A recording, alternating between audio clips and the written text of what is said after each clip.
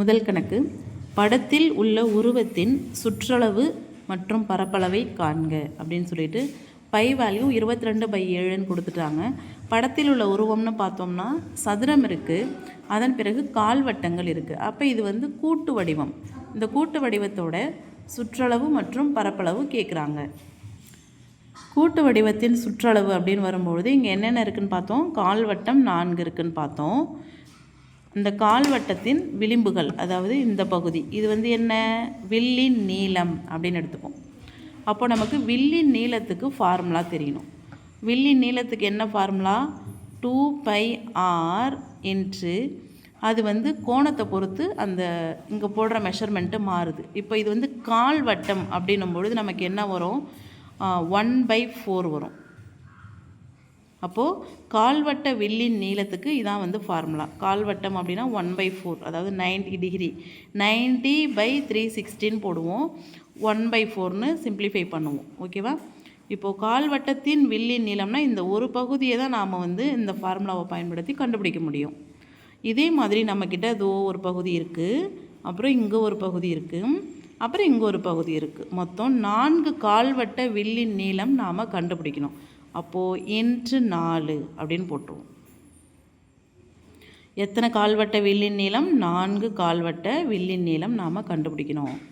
இதுதான் அதுக்கான ஃபார்முலா. இப்போ இதை அப்படியே இந்த இடத்துல நாம் போட்டுப்போம். சரி, கால்வட்ட வில்லின் நீளம் கண்டுபிடிச்சா சுற்றளவு கவர் ஆகிடுச்சா? இல்லை. இங்கே பார்த்தோன்னா இங்கே ஒரு ஆரம் இருக்குது, இங்கே ஒரு ஆரம் இருக்குது, இங்கே ஒரு ஆரம் இருக்குது, இங்கே ஒரு ஆரம் இருக்குது. 4 ரேடியஸ் இருக்குது மொத்தம். அதையும் கண்டுபிடிக்கும் போது தான் நம்ம வந்து ஃபுல் சுற்றளவு கண்டுபிடிச்சதா அர்த்தம். அப்போ எத்தனை ஆரம்னா 4 ஆரங்கள். அந்த மெஷர்மெண்ட்டையும் நாம் கூட்டிக்க போகிறோம். இது ரெண்டையும் செஞ்சோம்னா நமக்கு சுற்றளவு கிடச்சிரும். இப்போ இதை வந்து எப்படி போடலான்னு பார்க்கலாம். 4 கால்வட்ட வில்லின் நீளம் 4 இன்று கால்வட்ட வில்லின் நீளம் இதுதான். அதாவது வில்லின் நீளம் 2πr இன்று கால்வட்டம் என்றதால் 1/4 போடுறோம். ப்ளஸ் 4 ஆரம். எத்தனை ஆரம்? 4 ஆரம். 4 இன்று பிக்சர் அப்சர்வ் பண்ணோன்னா ஆரத்தோட மெஷர்மெண்ட்டு 3.5. ஆரம்ன்றது 3.5. ஏன்னா இதுவும் 3.5, இதுவும் 3.5. சரியா? அப்போ ஆரம்ன்றதுக்காக நம்ம 3.5ன்னு போடுறோம். 4 ஆரம், 4 கால்வட்ட வில்லின் நீளம். இது ரெண்டையும் கண்டுபிடிச்சோம்னா சுற்றளவு நமக்கு கிடச்சிரும். விச் இஸ் ஈக்குவல் டு இந்த 4ஐயும் சிம்பிளிஃபை பண்ணிடுறோம். 2 பைக்கு வந்து அவங்க 22/7ன்னு கொடுத்துருக்குறாங்க. ஆர் வந்து 3.5 ப்ளஸ் 4 இன்ட்டு 3.5 அதை வந்து மல்டிபிள் பண்ணுறோம். 4 5 22, நாமும் 12 2 14, ஒரு ஸ்தானம் தள்ளி புள்ளி வைக்கிறோம். அப்போ 14.0 4 ஆரங்களில் நமக்கு கிடைக்குது. இப்போது இதை சிம்பிளிஃபை பண்ணுறோம். 1 7 7, 5 7 35, ஒரு ஸ்தானம் தள்ளி புள்ளி வைக்கிறதால இங்கே புள்ளி வச்சிடறோம். இப்போது 2 × 22 110, 2 × 22 44 பெருக்கல் 0.5 ப்ளஸ் 14 இங்கே நம்ம கண்டுபிடிச்சி வச்சுருக்கோம். இதை சிம்பிளிஃபை பண்ணுறோம். ஐநாங்க 20, ஐநாங்க 22 22, ஒரு ஸ்தானம் தள்ளி புள்ளி வைக்கிறோம். ப்ளஸ் 14, 22ஐயும் 14ஐயும் கூட்டினோம்னா 36. 36ன்றது அதோட சுற்றளவு 36 சென்டிமீட்டர். உடனடியாக இன்னொன்று என்ன கேட்குறாங்க, பரப்பளவு கேட்குறாங்க. இப்போ பரப்பளவுன்னு கண்டுபிடிக்கும் பொழுது நமக்கு கம்ப்ளீட்டாக எல்லா ஏரியாவுமே நாம் வந்து கவர் பண்ணணும். இதுதான் வந்து பரப்பளவு. அப்படி இருக்கும்பொழுது இங்கே நமக்கு என்னென்ன இருக்குது அப்படின்னு பார்த்தோன்னா ஒரு சதுரம் இருக்குது. அப்போது சதுரத்தின் பரப்பளவு கண்டுபிடிக்கணும். அடுத்தது பார்த்தோன்னா கால் வட்டங்கள் இருக்குது. 1 2 3 4. இந்த 4 கால் வட்டங்களின் பரப்பளவை கண்டுபிடிக்கணும். நமக்கு தெரியும் சதுரத்தின் பரப்பளவு a² அப்படின்னு நமக்கு தெரியும். இங்கே நமக்கு a என்ன அப்படின்னா 3.5 அவங்க கொடுத்துருக்குறாங்க. ஓகேவா? அப்போ a² என்னும்பொழுது 3.5 இன்ட்டு 3.5ன்னு போட்டு சதுரத்தின் பரப்பளவை கண்டுபிடிச்சிருவோம். அடுத்தது மீதி என்னென்ன இருக்குன்னா கால்வட்டங்கள் 4 இருக்குது. இப்போது வட்டத்தின் பரப்பளவு நமக்கு என்னென்னா πr² அப்படின்னு தெரியும். அதுவே கால்வட்டம் என்னும்பொழுது /4ன்னு போடுவோம். அப்போ கால்வட்டத்தின் பரப்பளவு πr²/4. நம்மக்கிட்ட எத்தனை கால்வட்டம் இருக்குதுன்னு பார்த்தோன்னா 1 2 3 4 இருக்குது. அப்போ 4 கால்வட்டத்தின் பரப்பளவு. அப்போ 4 கால்வட்டத்தின் பரப்பளவு என்னென்னா 4 into pi r square by 4. இப்போ இந்த ஃபார்முலாவில் சப்ஸ்டியூட் பண்ணி சிம்ப்ளிஃபை பண்ணோம்னா பரப்பளவு நமக்கு கிடச்சிரும். Which is equal to a squared. A வந்து நமக்கு 3.5 ஸ்கொயர்டுன்றதால இன்னொரு முறை எழுதிக்கிறோம். 3.5 இன்ட்டு 3.5.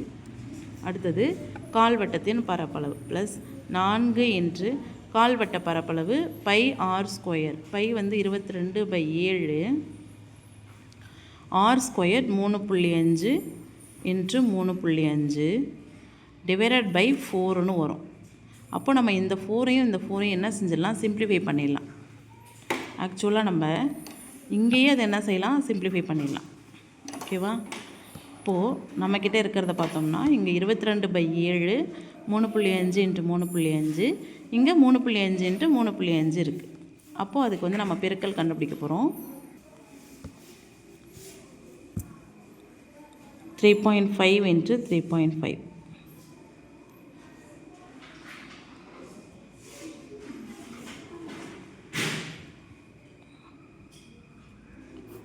இங்கே ஒரு டிஜிட் இங்கே ஒரு டிஜிட் 2 டிஜிட் தள்ளி புள்ளி வைக்கணும். 12.25. ஓகேவா? இங்கே 12.25 ப்ளஸ் இதை வந்து நம்ம என்ன செய்யலாம், சிம்ப்ளிஃபை பண்ணிடலாம். 1 7 I 7 35. சிம்ப்ளிஃபை பண்ணிடலாமா? சிம்ப்ளிஃபை பண்ண பிறகு இது ரெண்டையும் மல்டிபிள் பண்ணலாம். 5 22 110. ஒரு டிஜிட் தள்ளி புள்ளி வைக்கணும், வச்சுட்டோம். இன்ட்டு இங்கே ஒரு 3.5 இருக்குது. Which is equal to 12.25 plus இது ரெண்டையும் நாம் வந்து என்ன செய்கிறோம், மல்டிபிள் பண்ணுறோம். அதாவது 3.5 இன்ட்டு 11.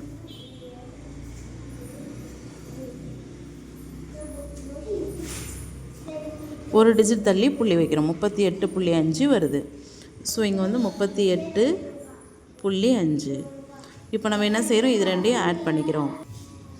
இப்போ இது ரெண்டையும் நம்ம வந்து ஆட் பண்ணோம் அப்படின்னா 38.5 12.25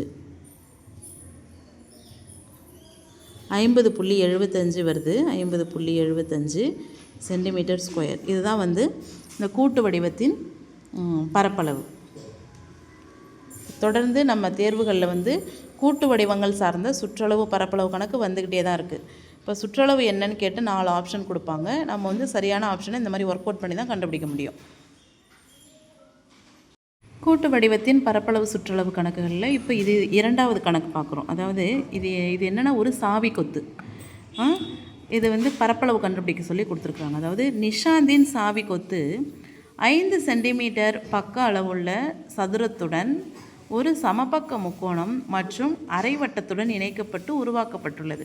அப்படி இருக்கும்பொழுது இந்த சாவிக்கத்தோட பரப்பளவை கண்டுபிடிங்க அப்படின்னு சொல்லிட்டு பை வேல்யூ 3.14 அப்படின்னு கொடுத்துட்டாங்க.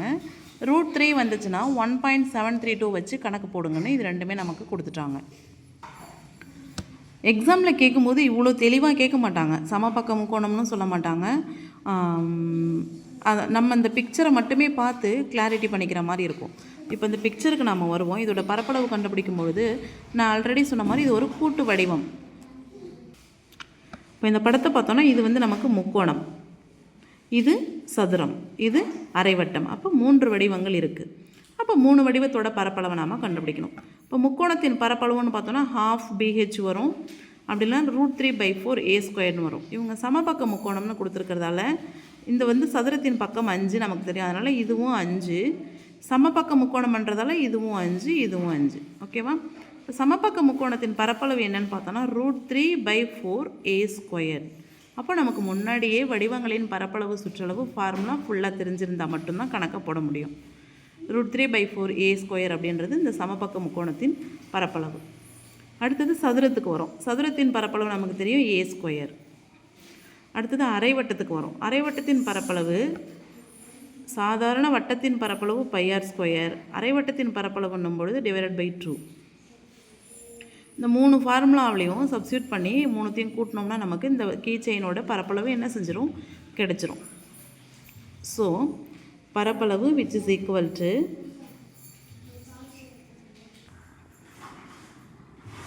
முக்கோணத்தின் பரப்பளவு,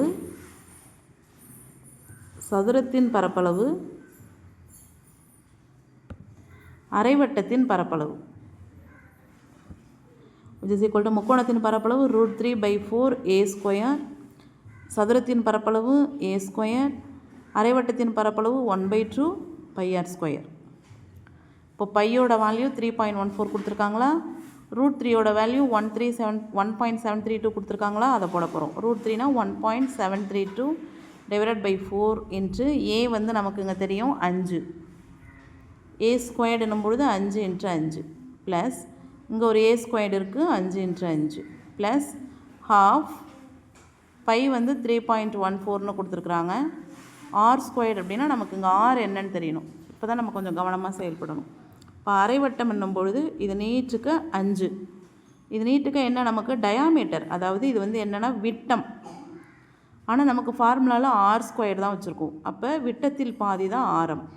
இது ஃபுல்லாக 5னா இது வந்து 2.5, இது 2.5. அப்போ நமக்கு r = என்ன கிடைக்கிது, 2.5 கிடைக்கிது. அப்போது 1/2 π r² அப்படின்னும் பொழுது 2.5 × 2.5ன்னு போடணும். r². √3/4a² plus a² plus 1/2 π r². r எப்படி 2.5 வந்துச்சுன்னு கன்ஃபியூஸ் ஆகக்கூடாது. இது வந்து டயாமீட்டர், அதில் பாதி தான் ஆரம், ரேடியஸ் r, 5ல் பாதி 2.5, அதனால் அதை அங்கே போட்டிருக்கிறோம். இப்போ இதை வந்து நம்ம சிம்பிளிஃபை பண்ணுறோம். 1.732/4 × I5 ப்ளஸ் I5 ப்ளஸ் 1/2 × 3.14, 25 625, இங்கே ஒரு டெசிமல் இங்கே ஒரு டெசிமல், 2 டெசிமல் தள்ளி புள்ளி வச்சிடும். அப்போ 6.25. இப்போ அடுத்த ஸ்டெப்பில் என்ன செய்கிறோன்னா 1.732வை 4ஆல் டிவைட் பண்ணுறோம். ஸோ இப்போ பார்த்தோன்னா 1.732வை 4ஆல் டிவைட் பண்ணும்பொழுது 9 16, 1 3 வந்துடும், 3 12, 1 அப்புறம் அந்த 2 வந்துடும், 3 12 டிவைட் பண்ணிட்டோம்.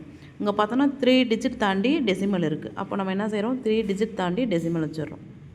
இப்போ நம்ம கிடைக்கிற ஆன்சர் என்ன அப்படின்னா 0.433 இன்ட்டு இந்த 25 இருக்குது ப்ளஸ் இந்த 25 அப்படியே வச்சுக்கிறோம் ப்ளஸ் இப்போது 3.14 2ஆல் டிவைட் பண்ணுறோம். இப்போ பார்த்திங்கன்னா இப்படியே சிம்பிளிஃபை பண்ணி போடலாம், இருந்தாலும் 3.14 2ஆல் டிவைட் பண்ணும்பொழுது நமக்கு என்ன வரும் அப்படின்னா 2 2, 3ல் 2 போச்சுன்னா 1, இந்த 1 வந்துடும், 5 2 10, மீதி 1, இந்த 4 வந்துடும், 7 2 14.